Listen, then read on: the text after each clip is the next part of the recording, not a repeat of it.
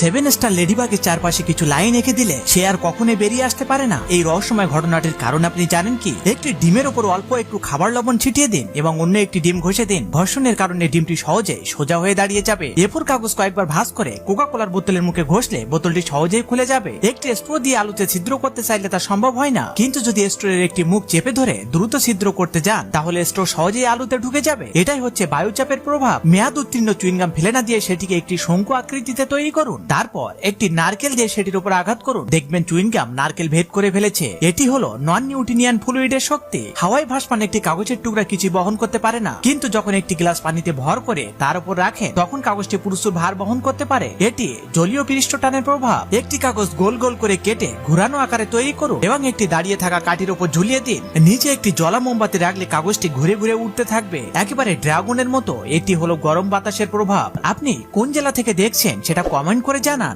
এখন কিছু like subscribe পাওয়া যাবে কি?